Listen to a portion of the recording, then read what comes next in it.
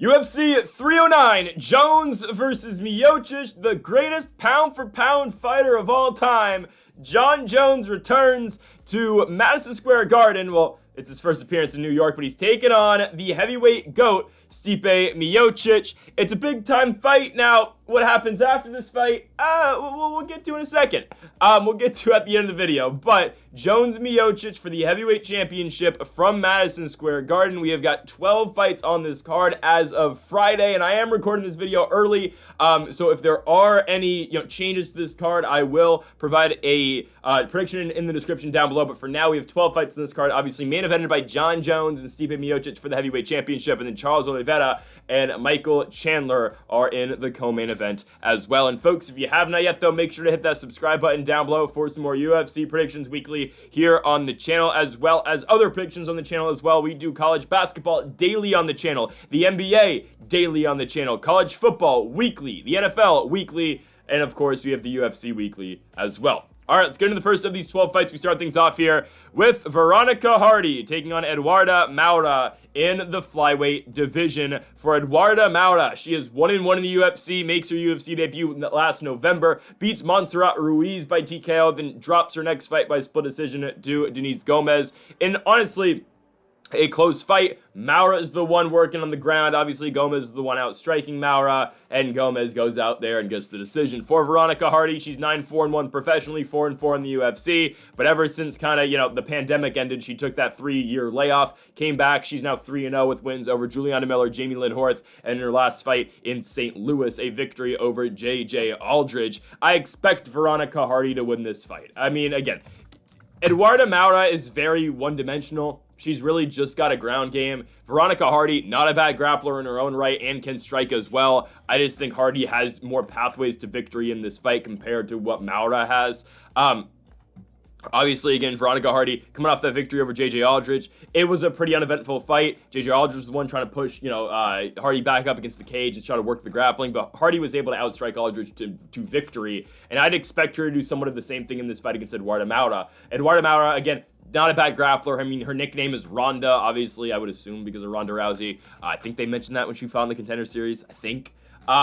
Regardless, she's a grappler. Veronica Hardy's seen really good grapplers before, and she's beat them. I'd expect Veronica Hardy to win this fight like she has against, again, good grapplers in the past as well. Nothing from Moura really impresses me. I mean, her win over Montserrat Conejo, I don't care. Montserrat Conejo, not that great of a fighter. I'd expect Veronica Hardy to get the decision in this fight. She's a -160 favorite for a reason. She should go out there, and she should be able to implement her game, both on the feet and if she has to on the ground, too, against Eduarda Moura. But again, I think she's got too many pathways to victory. I think she'll beat Moura, and I think she'll outstrike her to a unanimous decision victory. Let's go on to the welterweight division. We have got Bassil Hafez taking on Elliott. Elliott comes in this fight around a -155 favorite for the underdog, and Bassil Hafez +125 coming back out.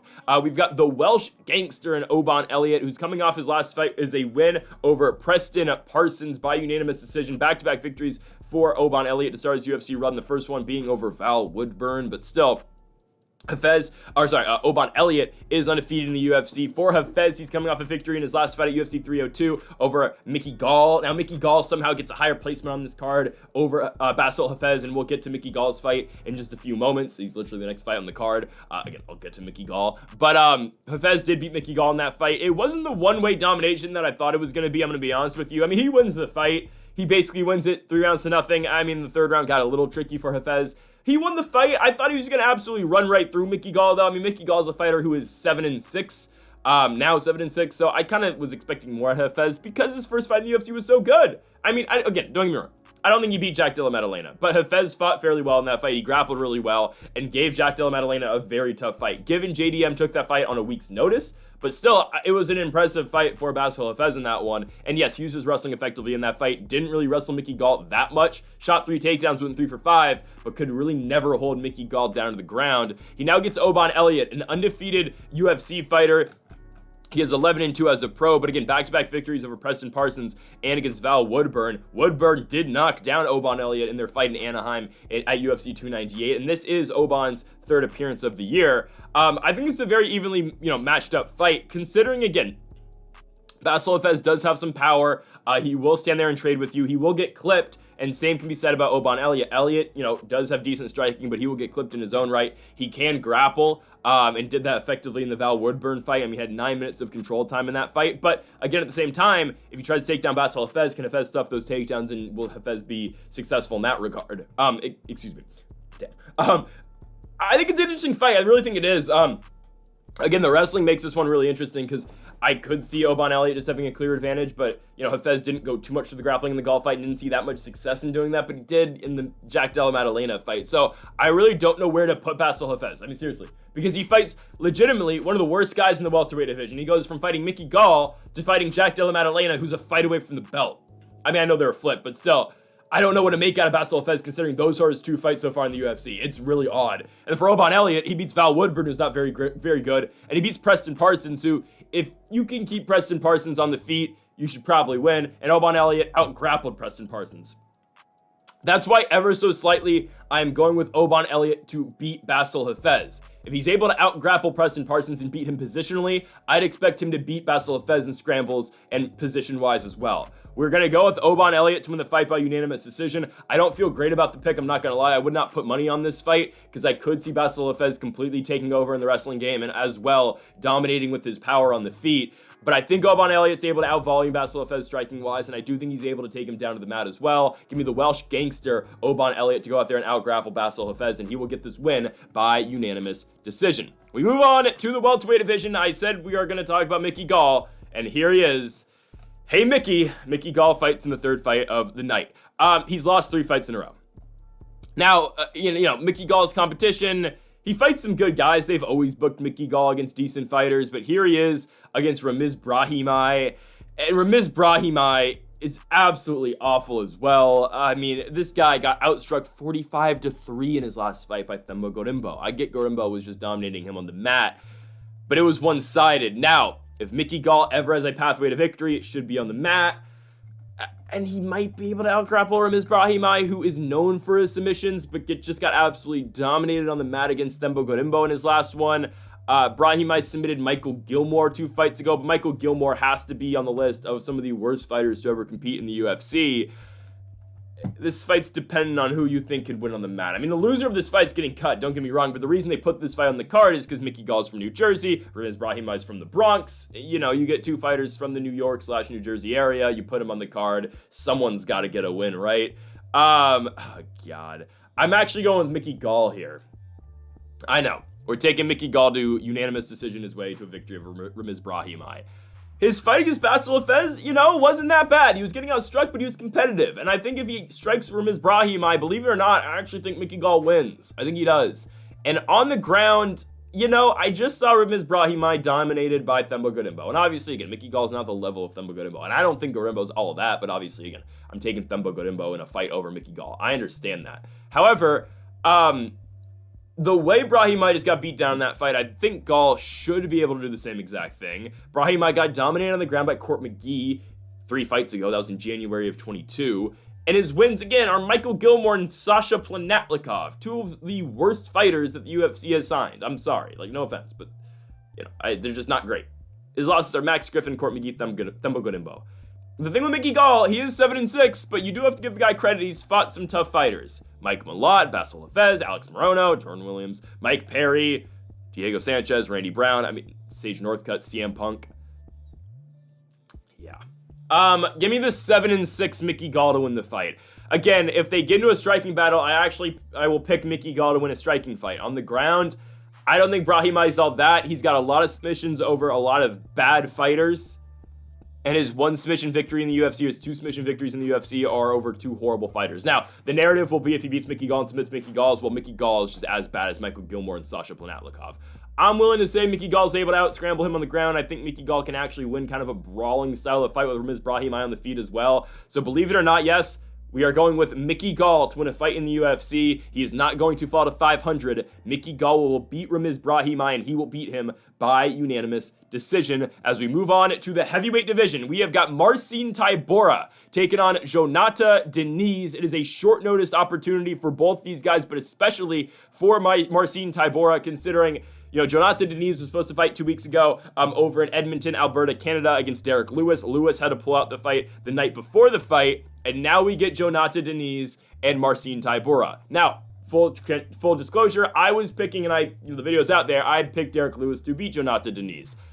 I actually think Jonata Diniz has a better chance to win this fight, because Marcin Tybura looked horrible in his last fight. Now, he had no opportunity to strike in that one, but that's the way Sergey Spivak beat Marcin Tybura is the way Marcin Tybura is supposed to beat other fighters. He's supposed to go out there and out-grapple them, take them down, and, Marcin Tybura doesn't always get the submission, but he kind of just lays on guys, and he'll, out-volume his way striking-wise and beat you. He doesn't hit with the most power, but that's how Marcin Tybura wins. He got dominated by Spivak. Now, we will see how Marcin Tybura takes this fight with Jonata Diniz. Again, I was never all that impressed with Diniz prior to the Lewis fight. Obviously, the Lewis fight never happened, but an Austin Lane victory doesn't move me. The Carl Williams win, as good as a grappler Carl Williams is, and he got cut from the UFC for being so good of a grappler, Jonata Diniz just didn't look all that impressive. Now, stylistically, though, I do like Diniz to win this fight. Why? Short notice opportunity for Tybura. Also, Carl Williams fights a lot similar to Marcin Tybura. Wrestling, try to get you down. Not a great striker, but can do it. Jonata Diniz stuffed 3 takedowns from Carl Williams. Williams went 2 for 5. Only got those 2 takedowns in the 3rd round. That was the 1 round Carl Williams won. I think Diniz is actually able to outstrike Marcin Tybura in this fight. Tybura, if you want to pick against Tybura by knockout, I'm not against it. I will take Jonata Diniz by first round knockout. Tybura is not getting any younger. He's 39 years old. He's been knocked out 5 times in his career, most recently that Tom Aspinall loss in July of 2023. This is Diniz's opportunity to break into the top 15 in the rankings, and I do think it'll happen right here. Again, I'm still not all that sold Jonata Diniz. I think it's just a lot of these guys. I think just some of these guys in the top 15 aren't great. Marcin Tybura, unfortunately, I don't think is all that. His wins are Tai Tuivasa, a 40-year-old Blagoy Ivanov, and Alexander Romanov, who just got cut from the UFC by, again, being a boring grappler, even though I don't think he deserved to be cut. But regardless, Tai Tuivasa, unfortunately, guys, I'm here to say, is not very good at fighting and can't grapple. So that's how Marcin Tybura beat him in a main event. And by the way, Marcin Tybura, guys, has fought in 3 straight main events, given tour at the Apex, but still, and now he's on the ESPN News prelims for UFC 309. It's a brutal world. It's a brutal world, right? I think he gets outstruck in this fight. I think he does. It's all dependent on if Tybura can get him down. The only reason I'm taking Diniz is because he looked impressive in the Carl Williams fight in terms of stuffing takedowns. If he's able to stuff takedowns from Tybura, then he should win. Now, Diniz, I thought in a slugfest with Derek Lewis would lose, but in a slugfest against Marcin Tybura, he'll win. Tybura's 39 years old too. He's not getting any younger. The chin's not getting any better. He just turned 39 last week. He's been knocked out 5 times. I think Jonata Diniz makes it 6 times. So give me the Brazilian, Jonata Diniz, to crack into the top 15 and remain undefeated at 9-0 with a first-round knockout victory over Marcin Tybura. All right, next up, we go on to the lightweight division. We have got Jim Miller versus Damon Jackson. Yes, at 41 years old, Jim Miller, after taking an absolute beating at UFC 300 by Bobby Green, is back, and he's back for more. And honestly, it's a matchup against Damon Jackson that I don't mind. I really don't mind it at all for Jim Miller. Damon Jackson's lost 3 of 4 fights. His only win is a split decision victory over Alexander Hernandez, a fight in which he got cracked at one point, still won the fight, but how did he win? He out-grappled Alexander Hernandez. He got outstruck by Billy Quarantillo back in Nashville in 2023. Shepe Mariscal out-grappled him. Dan Ige knocked him out. There's a lot of pathways to victory for Jim Miller in this fight, and there's not many coming back at Damon Jackson, or at least, many pathways for Damon Jackson to win. The only pathway I see for Damon Jackson to beat Jim Miller is if he out-grapples him. That's an if. Can he out-grapple Jim Miller?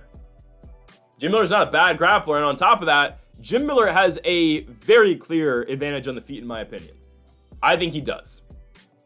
Damon Jackson's been cracked before. He's been knocked out 4 times in his career. Dan Ige knocked him out in the UFC. Elliott knocked him out in the UFC. Go back to the PFL days. Movlid Habulev jumping kneed him in 10 seconds back in 2019. I mean, Damon Jackson is very KO'able. Jim Miller, again, as his career's gone on, he has knocked more and more guys out. Obviously, the knockouts that he has are against guys who, are just, newcomers to the UFC. I'm talking about Eric Gonzalez. I'm talking about Nicholas Moda. I'm talking about Jesse Butler. But he's still able to go out there and get submissions, too, in dogfights like the Gabriel Benitez fight in early January of this year. Again, the Bobby Green fight sucked. He got dominated. He got beat up from pillar to post. Again, we kind of, predicted that was going to happen, that King Green was going to go out there and dominate that fight, and then Bobby Green turned that around and lost to Paddy Pimblett. I don't understand. I don't understand why Bobby Green shot for that takedown. It still confuses me what happened at 304. Anyways, Bobby Green beat the crap out of Jim Miller. It wasn't a close fight. It really wasn't. It was brutal. Like, the fight could have been stopped at the end of the third round, but Jim Miller is just that tough. I mean, there was a 30-25 scorecard for that fight, and we kind of predicted it to go that way, but yeah, it was brutal. Jim Miller is not going to get beat down like that, though, against Damon Jackson. Damon Jackson will not be able to beat Jim Miller on the feet. If Damon Jackson is going to win this fight, it's going to be through the ground. I don't think that's going to happen either. I think Jim Miller is decent enough on the ground to keep Damon Jackson from doing that to him. Again, Damon Jackson's a fighter who's lost 3 of 4 fights and arguably should have lost to Alexander Hernandez. The only success Damon Jackson found in that fight was on the ground. Again, I'll make the case rounds 2 and 3 Alexander Hernandez. Alexander Hernandez did more damage in the second round, obviously won the third round. The swings the second. I'll give Damon Jackson the first because Alexander Hernandez didn't really do anything. But I thought Hernandez deserved the victory in that fight. And if he actually got that victory, then Damon Jackson would be on a 4-fight losing streak. This is not that tough of a fight for Jim Miller. He is the underdog here, but I find really good dog money here in Jim Miller. He's a plus 110 dog, and we are going to be favoring Jim Miller to win the fight. Yes, at 41 years old, sure, but I think Jim Miller gets the win, and I think he gets it done in the second round by TKO. Again, Damon Jackson's a very hittable guy. He will get knocked out. Guys have been able to chin him before, and I think Jim Miller is going to be able to do the same. Again, this is the best stylistic fight for Jim Miller. It's a grappler who Jim Miller can handle and then beat on the feet. I think Miller gets the victory. Give me Jim Miller to win the fight. He will beat Damon Jackson by second round TKO. As we go on to our next one here, we have got a big fight in the bantamweight division. We have got Jonathan Martinez taking on Marcus McGhee. A ranking is on the line in this fight. Obviously, Martinez's last one was at UFC 301 in Brazil, where he lost to Jose Aldo. Now he returns in the prelims, obviously, of this card. I don't know if this is going to be the featured prelim or the Chris Weidman, Eric Anders fight is going to be the featured prelim. For now, I will say it's Chris Weidman versus Anders, but I don't know. Like, this could be flipped. Regardless, we'll go over Martinez and McGhee first and then get to Weidman and Anders in a second. This is a very evenly matched fight. I'm glad Marcus McGhee is getting this, jump up to the rankings right now, or at least to an opportunity to jump into the rankings immediately, because he deserves it. I mean, 3 wins in a row against, in all fairness, guys who aren't very good, but McGhee has straight up killed these guys. Journey Newson submitted him in the second round. Knocks out JP Bays, which is not a difficult thing to do, but he does it in the first round. And then he TKOs Gaston Bolaños in the second round early of this year, January 13th on the Johnny Walker Ankalaev number 2 card. He hits very hard. Jonathan Martinez, again, this is a guy who's coming off a loss to Jose Aldo, but built up a huge winning streak after losing to Davey Grant. He beats Zavid Lazishvili, he beats Alejandro Perez, beats Vince Morales, beats Cub Swanson, beats Said Nurmagomedov, and beats Adrian Yanez. Where Martinez does most of his damage, obviously, is with the leg kicks. He was able to finish both Cub Swanson and Yanez with leg kicks, and obviously was not able to do that against Jose Aldo, showing how good Aldo still is at this age. And I will continue to say Jose Aldo got completely robbed against Mario Bautista in Salt Lake City. I mean, someone needs to look at those judges, and so we need to get Mario Bautista out of the rankings. Someone needs to beat that guy. Anyways, it's not his fault, in all fairness. The judges, screwed Aldo over, but Bautista didn't take the best approach after the fight, but it's okay. Good for him. He beat Jose Aldo. But Jose Aldo did beat Jonathan Martinez and won every single round of that fight. And honestly, I think, again, the odds are a little bit skewed because of, Martinez's loss in that fight. I don't mind Jonathan Martinez at all in this spot. I do think he's a better striker between him and Marcus McGhee. McGhee swings big, don't get me wrong, but Jonathan Martinez technically wise, is the better striker. He just is. He's the better technical striker in this one. He's the younger fighter. McGee's 34 years old. Martinez is 30. You get about even odds for this fight, but the slight favorite is Marcus McGhee. We're going with the underdog in this fight. We're taking Jonathan Martinez to go out there and pick up the victory. I like him to win this fight by decision. I think he's the better striker. Again, I think leg kicks are going to be huge. And yes, McGhee will have the power advantage, but everywhere else in the feet, I do think Jonathan Martinez is better. I think he's got obviously the better leg kicks. I think he's able to work the body better. And I think he's going to be able to out-volume Marcus McGhee. Again, Jonathan Martinez, you might be down on him because of his loss to Jose Aldo, but don't forget the body of work that Martinez was able to put up before that Aldo fight. There's a reason, again, they booked him in Jose Aldo's return in Brazil. Now, there's a reason, in all fairness, you can make the point, they wanted him to lose. Sure, but there's a reason he got the opportunity because of that big win streak he was on. He dominated Cub Swanson, beat Said Nurmagomedov, which is not an easy thing to do, and beat Adrian Yanez, a guy who at one point in time had a bunch of hype attached to his name. I'm taking Jonathan Martinez to go out there and beat Marcus McGhee. Again, the only way I see McGhee winning this fight is if he does go out there and chin Martinez. Jonathan Martinez, though, took a beatdown in the Jose Aldo fight, stayed in it, didn't get knocked out. He did get TKO'd in the Davey Grant fight, which it is what it is. But I do think I think Martinez is able to go out there and outstrike McGhee.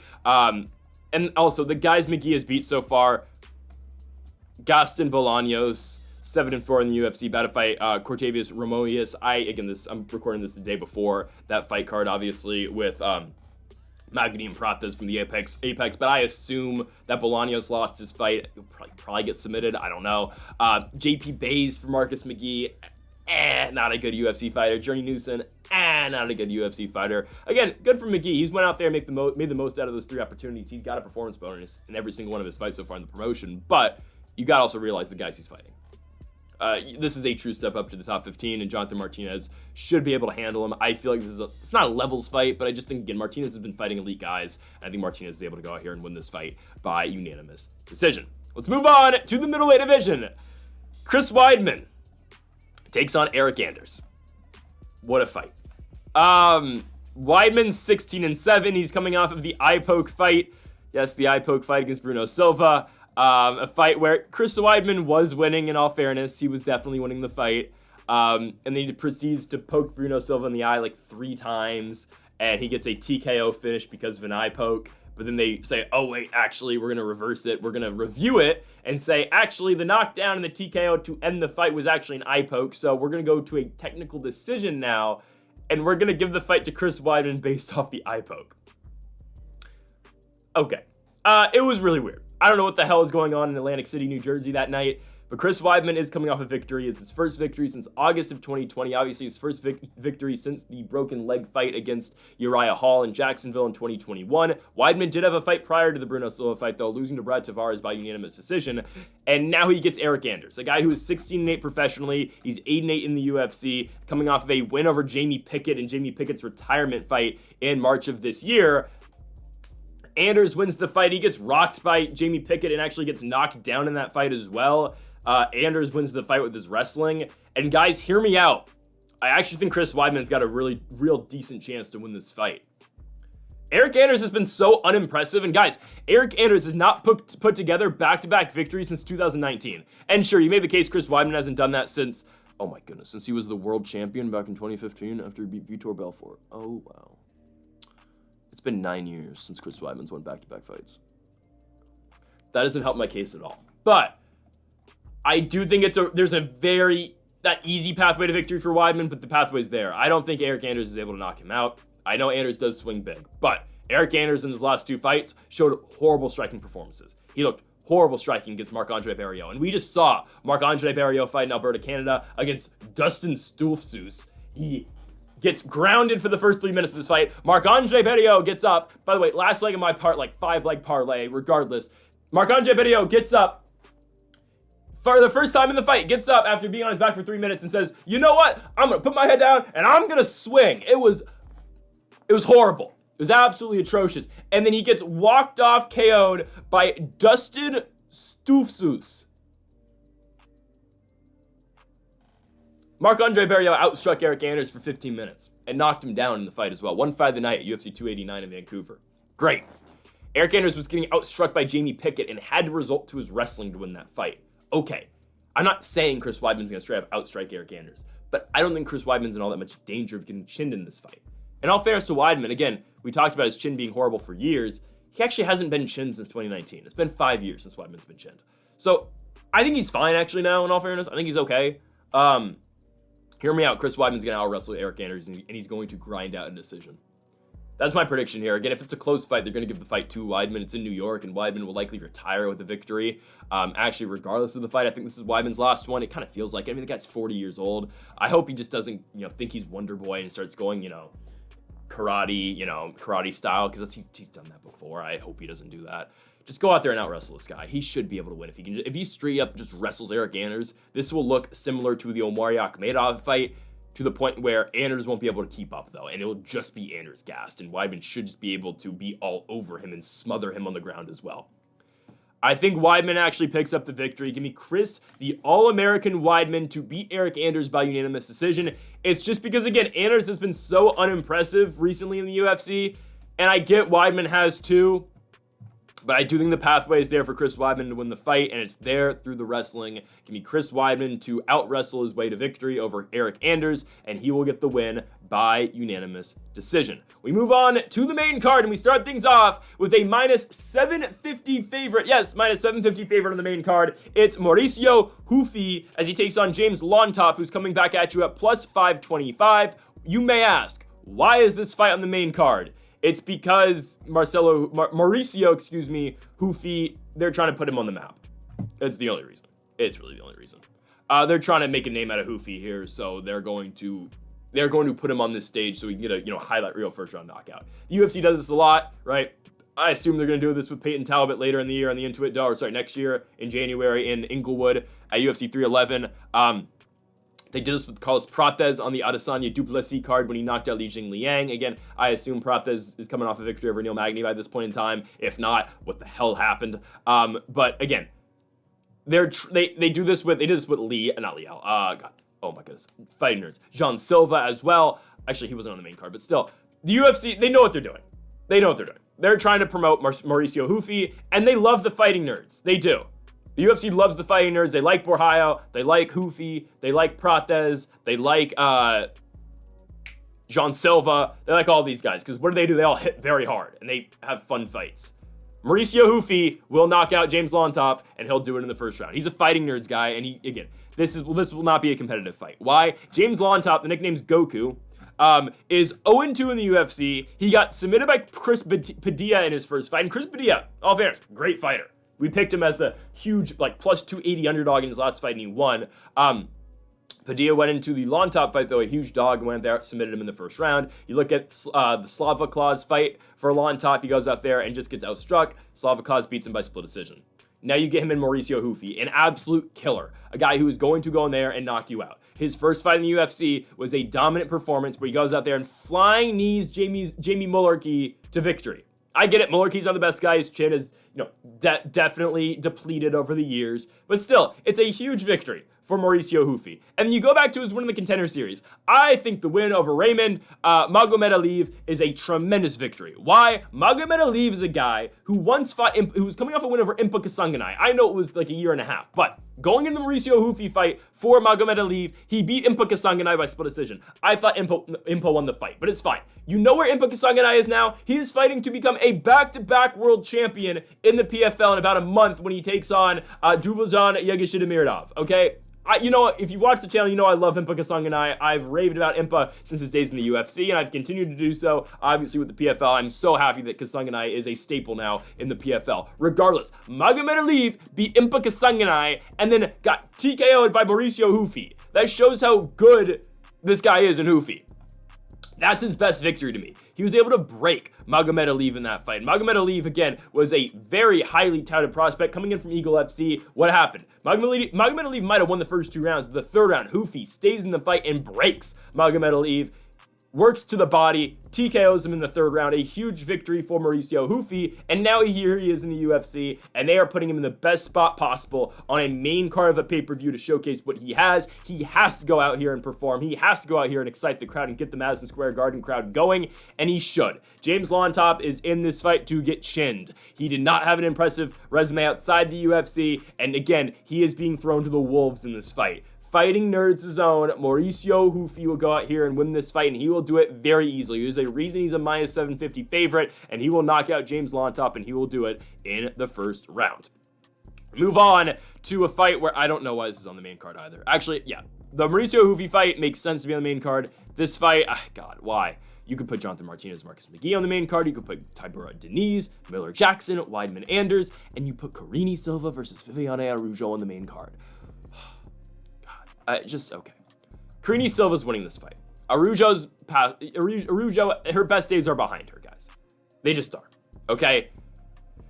The UFC has used Viviane Araujo as a stepping stone. They did it as recently as February of this year against Natalia Silva. What happened? Natalia Silva won. And what has Natalia Silva done since that fight? Well, she's beat Jessica Andrade, and now Natalia Silva, I think, is like a fight or two away from fighting for the world championship. Again, I think Natalia Silva will get there. I'm very impressed with Natalia Silva. She's better than Carini Silva in all fairness. But they're doing the same exact thing in this fight. They want Karini Silva to break into the top 10 of the rankings. And what do they do? To do that, they give her the 38-year-old Viviane Araujo. It's fairly simple. This is a stepping stone fight, and it's very obvious. Karini Silva's 4-0 in the UFC, comes in after winning the Contender Series in 2021. She beats Poliana Botelho in 2022 by darts in the first round. Then she knee bars Ketlin Souza. She submits Marina Moroz, and she's coming off a unanimous decision victory over Ariane De Silva, also known as Ariane Lipski. Now, Lipski just lost to Jasmine Jazovitis in her last fight in Canada, but still, Karini Silva's been dominant in her wrestling, and she's been dominant in her grappling as well. She's able to successfully take all of her fights down. She's able to, for the most part, she's 3 for 4 on getting actual submissions in those fights. I'd expect Karini Silva to absolutely dominate Viviane Araujo in this fight. Now, Viviane Araujo, a tough fighter to submit. She's a really good grappler in her own right, and that's why I don't think Silva gets a finish in this fight, because, again, we've seen Araujo fight good grapplers, and she did beat Jennifer Maia 2 fights ago, but Jennifer Maia, another fighter who is over the hill. We saw Ribas out-grapple Araujo. We saw... That's actually kind of it, honestly, of fighters who've out-grappled Viviane Araujo. Because Natalia Silva did get out-wrestled in that first round, and then she outstruck Araujo. Honestly, this is a tougher fight than I actually thought it was going to be for Silva, just because, yeah, that is Araujo. That's the one thing she has remained pretty solid at, as she has, dwindled down in her career. It's been her grappling. Again, she was able to out-grapple Natalia Silva in their first round this year. But still, Karini Silva's the better grappler, and she's a much younger fighter, too. So she's going to be the more explosive fighter. She's going to be the quicker fighter. And again, Araujo's lost 3 of 4. Karini Silva, her grappling hasn't been touched yet in the UFC. She has, gone through every grappler she has faced so far, and I would expect her to do more of the same against Viviane Araujo. The difference between this and some of Silva's fights coming up in the weight class, I don't think she's able to get a submission here. I think she's going to be able just to, stay on top of Araujo and win this fight by decision. She's a better grappler. She's going to be able to out-control Araujo. Again, I question what Araujo has left in the tank at this point of her career at 37 years of age. Give me Karini Silva to win the fight, and she will get this one done by unanimous decision. We move on to the middleweight division. We've got Bo Nickal versus Paul Craig. Bo Nickal comes in this one as a minus 1,000 favorite. Should it be that large of odds? Maybe not, but I understand why. There's no way, no how Bo Nickal loses to Paul Craig. And you know what? Bo Nickal is going to knock out Paul Craig. This is going to look a lot like the Val Woodburn-Bo Nickal fight. Bo Nickal is going to test his striking, and this is a guy that you can test your striking on, because I just saw Paul Craig get flatlined by Cairo Borralho, who up until that point wasn't known for his striking. Obviously, Borralho looked very impressive in a striking battle against Jared Cannonier in the Apex a couple months ago. But still, Paul Craig has been flatlined too many times. He's lost too many fights. For Bo Nickal not to win this one. On the ground, I find it very interesting if this one hits the mat. I do, honestly, right? If Bo Nickal takes Paul Craig down, how will he deal with the jiu-jitsu? Bo Nickal has not seen anybody of the grappling, credentials of Paul Craig. He hasn't seen anybody of Paul Craig yet. I'm not too concerned. I still think Bo Nickal would win the fight, but there have been fights again. The one that, always comes to mind is March of 2022, Paul Craig taking on Nikita Krylov. Krylov takes him down. Krylov's dominating. Fight gets down to the mat. Paul Craig throws up a triangle choke and submits a fight that Krylov was dominating. Now, Nikita Krylov is supposed to be on this card. Will he get a fight? I don't know. If he does, again, I will put my prediction to Krylov's next fight, or the new fight, in the description down below. He was supposed to take on Azamat Murzakanov. Again, Nikita Krylov has came back from the dead. We didn't know if he was alive or not. He is alive, apparently, or maybe this is his ghost fighting, but Krylov is, still alive and well. That's great, and hopefully he fights soon. Regardless, Paul Craig submits Nikita Krylov in that fight. Since then, Craig, though, has lost to Volkan Oezdemir, has lost to Johnny Walker, he beat Andre Muniz, then he lost to Brennan, and then he lost to Caio Borralho. I'd expect Bo Nickal to absolutely run through this guy. Paul Craig, again, I question where he is at this point of his career. He's 36, Madison 37. Bo Nickal's 28. Bo Nickal's got the support of the president in the building as well. If you watch the Joe Rogan Trump podcast, Trump straight up just mentions Bo Nickal. Before he mentions John Jones, before he mentions anyone else, Bo Nickal's the first guy that comes out of Donald Trump's mouth, which is crazy. There's a reason to that. And Bo Nickal should be fine in this fight. Bo Nickal, again, he has all the hype around him. The reason I bring up Trump is because, again, the hype Bo Nickal has and the expectation Bo Nickal has to win fights as well. I'd expect Bo Nickal to absolutely dominate Paul Craig. I would. He's fighting in front of the president. He's 3-0 in the UFC, beat Jamie Pickett, beat Val Woodburn, beat Cody Brundage. And yes, the Brundage fight did take him a little bit to get going, right? It took longer than we expected Bo Nickal to beat Cody Brundage at UFC 300. Obviously, that was the fight that stood out as like, why is this fight on UFC 300? But again, there's a reason the UFC does that. They know Bo Nickal brings in eyes, and there's a reason. Viewers want to watch Bo Nickal, and that's why he's on this main card of the pay-per-view. But I have no reason. I have no problem with this fight being on the main card. I have a problem with the last fight being on the main card, don't get me wrong. There's no reason that should be on the final 5 fights of the Madison Square Garden card. That only happens once a year the UFC comes to Madison Square Garden. But give me Bo Nickal to beat Paul Craig. I don't even think this one hits the mat. I would be very interested to see what happens if Bo Nickal takes down Paul Craig, just because, again, how will he deal with the jiu-jitsu?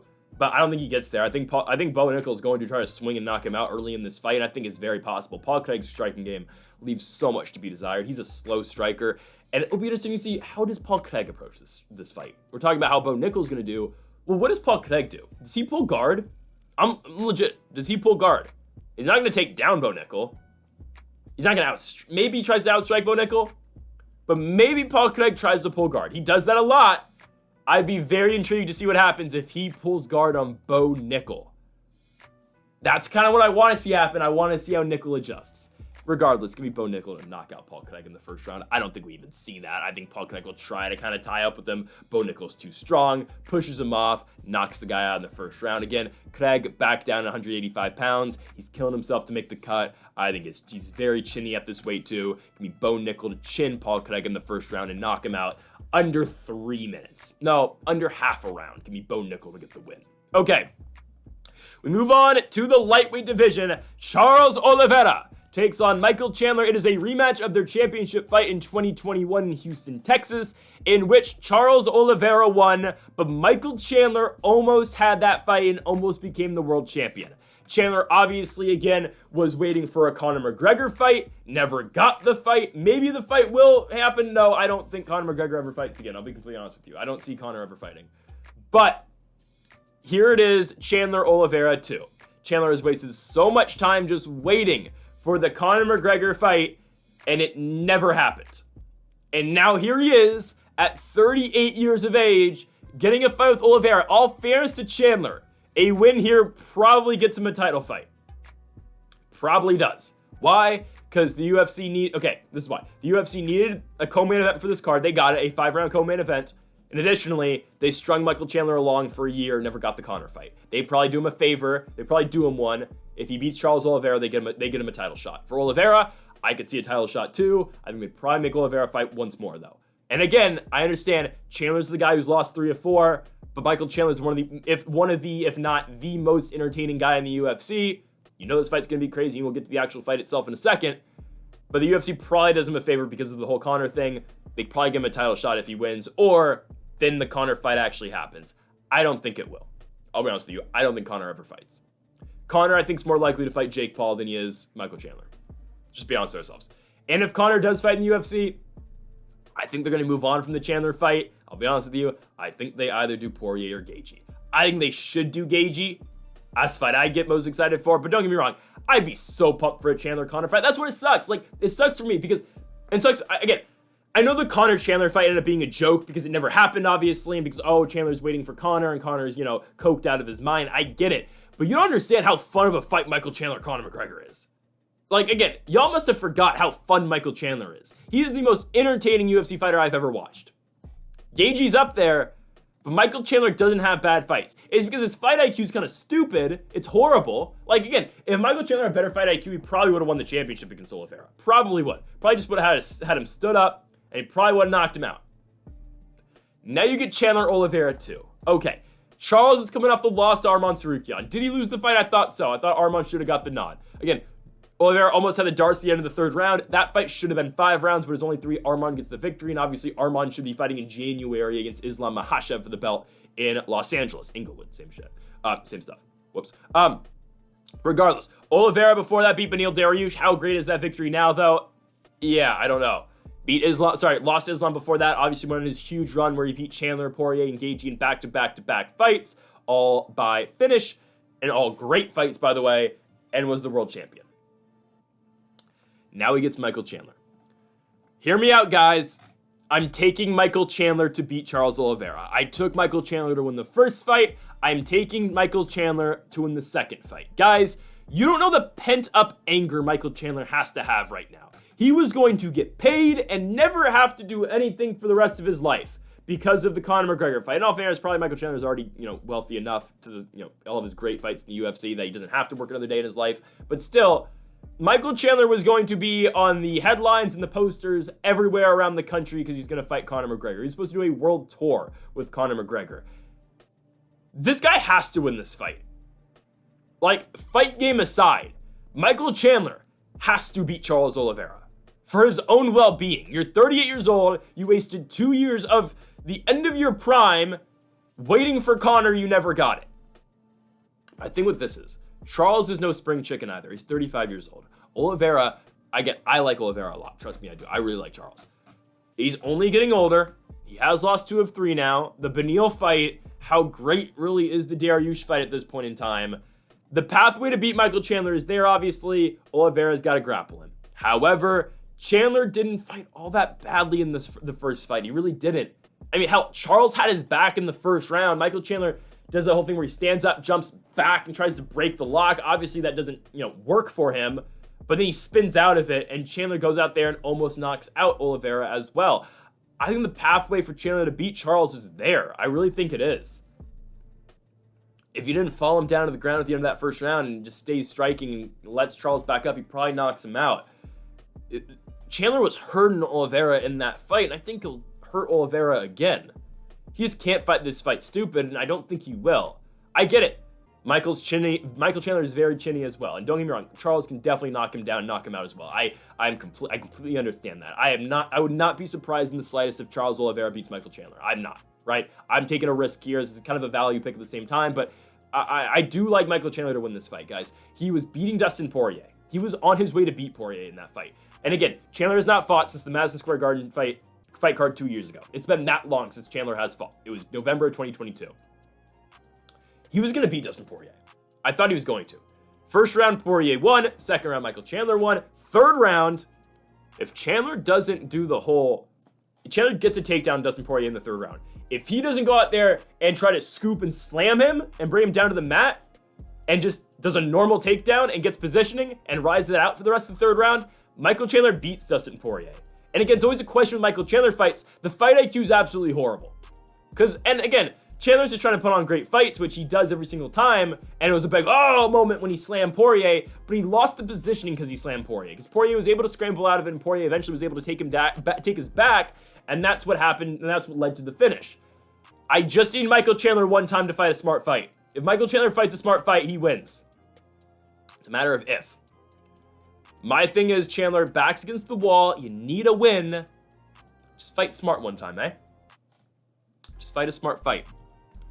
Give me Michael Chandler to beat Charles Oliveira. He'll get it done by first round knockout. I think, again, Chandler stays on the outside, finds a way to close distance eventually, land a big power shot in Oliveira, put him down, and win the fight. Give me Iron Michael Chandler to knock out Charles Oliveira in the first round. Again, so many guys have gotten close to doing it against Charles. Chandler cracked him. Poirier cracked him. Gagey cracked him. Now Chandler finally comes through. Give me Iron Michael Chandler to finally knock out Charles Oliveira, getting his biggest win of his career. Michael Chandler beats Charles Oliveira. It's either Sarukian, Makhachev, or McGregor next.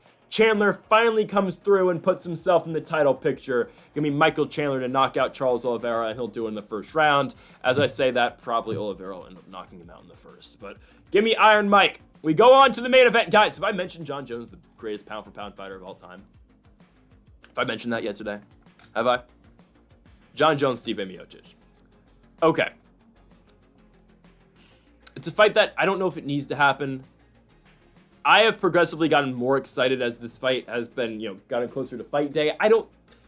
Maybe I'm buying into the UFC hype a little bit. I think Stipe's done actually a decent job in selling this fight. Given Stipe, most of Stipe's promotional content comes on OnlyFans. I'm not joking. And no, Stipe doesn't do OnlyFans modeling, obviously. But, he does promote his fights on OnlyFans. Again, just because, hype up videos. Trust me, there's nothing graphic in them. I haven't watched them, actually. So maybe there is. But I highly doubt Stipe's doing that. Stipe's done a decent job building this fight. I watched Stipe's interview with Jake Paul, and he's done other interviews as well. There's a quote that came out of the Stipe camp saying, the last time I was the underdog against the #1 pound-for-pound fighter in the world, I knocked him out. He's obviously referring to the second Daniel Cormier fight. Now, the one thing that doesn't make sense is obviously Stipe has not fought in 3 years. His last fight came in the Apex. That was before the UFC could go out to crowds. It was March of 2021 when he lost to Francis Ngannou. He got knocked out, didn't look great in that fight. I think that was, again, I don't think, that was more Ngannou was just Superman in that fight, but Stipe didn't look all that great at the same time. I understand why the fight's happening. Stipe is the greatest heavyweight ever. I get it. And Jon Jones, again, is the greatest fighter ever, so they need to do it. I'd have no problem with this fight, as long as Jon Jones would fight Tom Aspinall next. He's not going to fight Tom Aspinall, though. He just said it. He said the Aspinall fight doesn't intrigue him. Aspinall is a, here now, gone later fighter. I probably butchered that quote, but something along the lines of that. That's what Jon Jones referred to Tom Aspinall as. He's not interested in the fight. Doesn't want it. Jones said the only fight that would keep him around would be Alex Pereira. I don't know what the UFC will do. I have a theory about how the UFC might pressure Jon Jones to fight Tom Aspinall if they want the fight to happen. They say, Jon, all right, keep the belt. We're going to do Aspinall versus Pereira for an interim. We'll do that. They still have a main event in December. I doubt they do it then, but they could. Next month, Aspinall Pereira. Aspinall probably wins, but by some stretch of the imagination where Pereira does win, then boom, Jon Jones Pereira for the heavyweight belt. If not, then you kind of pressure Jon Jones to take in the Aspinall fight, because Aspinall's coming off a victory over Alex Pereira. Now, odds on Jon Jones just straight up retires after this fight. I think he will. Jones is going to have no problem with Stipe, though, guys. He's not going to. I'm taking Jon Jones to win this fight by first round TKO. I'm taking Jon Jones by wrestling and then just an absolute beatdown once the fight hits the mat. And I know no one's ever been able just to handle Stipe like that. And again, there's been a lot of hate around Jon Jones for, decent reason. Jon Jones is not the best person, but, it is what it is. There's been hate around Jon Jones for ducking Tom Aspinall. What can't be denied is the grappling and the wrestling and just the all-around force Jon Jones has, okay? Jon Jones, the way he was able to absolutely dominate Ciryl Gane was so impressive. I get it, Gane's grappling's not the best, but guys, he manhandled Ciryl Gane. Took him down right away, got the guillotine, didn't even look like he had it all the way in, squeezed, boom, fight over. I mean, again, he didn't, drop him to death like he did against Lyoto Machida back in the day, but still, Jon Jones is that dominant. Again, Jon Jones is the best pound-for-pound fighter of all time. That's a Dana White joke, but still, he's that good. Again, we can call him a chicken for not fighting Tom Aspinall. We can, and that is very warranted, because he should fight Tom Aspinall. Now, I have my reasons for why Jones will not take the fight. Obviously, it's a tough fight, but at the same time, guys, Jon Jones retires right now. He's 37 years of age. He's not getting any younger, but he was the youngest champion in UFC history, 22 years old. He's been champion. The guy's been champion for 15 years. It's insane. 2 weight classes, but still. And obviously the suspensions in between, but essentially, Jon Jones has been the best fighter in his weight class for 15 years in a row. It's insane. Why risk your legacy? You're 28-0, going to be 28-0 after the Stipe fight. Why risk your legacy against Tom Aspinall to the casual fan that doesn't know who Tom Aspinall is? The casual fan knows who Stipe Miocic is. They don't care he's 42 years old. They look at Stipe Miocic as the greatest heavyweight champion ever, a guy who's beaten Ngannou, who's beat DC twice. That's who Stipe is. That's why Jon wants this fight. So why risk your legacy against a guy the outside public, outside of the inner MMA community and England, and Tom Aspinall doesn't know? It makes sense. Now, personally, I want to see Jon Jones fight Tom Aspinall. I think if Jon Jones fought Tom Aspinall, I actually think he'd win. But obviously, why risk it? Why risk your legacy against Tom Aspinall? It would be interesting, though, if Aspinall does get the belt after Jones retires. Obviously, he will be promoted to actual champion and then just goes on a complete run with the belt. Who is Tom Aspinall's first title defense if Jones vacates? It's got to be the Gane Volkov winner, right? That fight's in December. It has to be. Maybe it's Alex Pereira, which I hope it is, but I don't think it will be. I think they want to do Pereira Ankalaev, I think. I don't know. But that's a way you kind of sweep Ankalaev away, is if you just, hey, Pereira, go fight Aspinall. Give me Jon Jones to beat Stipe Miocic. He'll dominate this fight. I know nobody manhandles Stipe Miocic like this, but Stipe Miocic has never fought Jon Jones. Jon Jones again. Say what you want about Jones, ducking Aspinall, whatnot, whatever. Say what you want. He's the best fighter to ever step in the UFC octagon. He is. He just is. He's 37 years old now. He's fighting a heavyweight. He's fighting a 42-year-old Stipe Miocic. He's going to do to Stipe what he did to Ciryl Gane. But instead of choking out Ciryl Gane, he's going to TKO Stipe Miocic. Jon Jones enjoys hurting people. He's a psychopath, okay? He's a psycho. He's going to enjoy beating Stipe Miocic. And then he's going to go on his Homelander speech after he wins, and he's going to retire in New York, in his home state. I'm not hating on Jon Jones, guys. Jon Jones, the first ever UFC card I ever watched was UFC on Versus, Jon Jones versus Vladimir Matyushenko. It was the first fight I ever watched live. Jon Jones has been my favorite fighter for years. It's hard to root for the guy. It's really hard to be this guy's fan. But I'm just giving you a perspective on, again, the reason why people don't like Jon Jones. And again, Jon Jones is a very unlikable guy. The only reason I still cheer for Jon Jones, because again, he was kind of the guy who I started watching the UFC with, and here he is. The entire time I've been watching the UFC for about 15 years. Yes, I was that young when I started watching the UFC, but I've been watching the UFC for about 15 years, and Jon Jones has been the guy the entire time I've watched the UFC. And he's going to beat Stipe Miocic. He will dominate. I like Stipe too, but I'm taking Jon Jones to TKO Stipe Miocic in the first round, and ultimately, I just don't think the fight's all that close. Stipe's 42, Jon is 37, but Jon is still, I feel like, in his prime, and Jon's still Jon Jones. Sure, you can look at, God, what was it? It was a torn pec injury. I don't really care. If he was fighting Aspel coming off the torn pec, yeah, I'd be concerned. He's fighting Stipe. There's nothing against Stipe, but Stipe's 42 years old and has not won a fight since 2020. Give me Jon Jones to win the fight. He'll get it done by first round TKO. So, folks, thank y'all for watching our UFC 309 predictions with Jon Jones and Stipe Miocic in the main event for the heavyweight championship. If you have not yet, though, make sure to hit that subscribe button down below for weekly UFC predictions. Next week, we'll have the UFC China predictions with Davison Figueiredo and Piotr Jan in the main event. So, folks, make sure to hit that subscribe button down below for more. Make sure to like if you enjoyed the video. Make sure to comment if you do disagree with any of the picks. Folks, thank y'all for watching, and Mamba forever.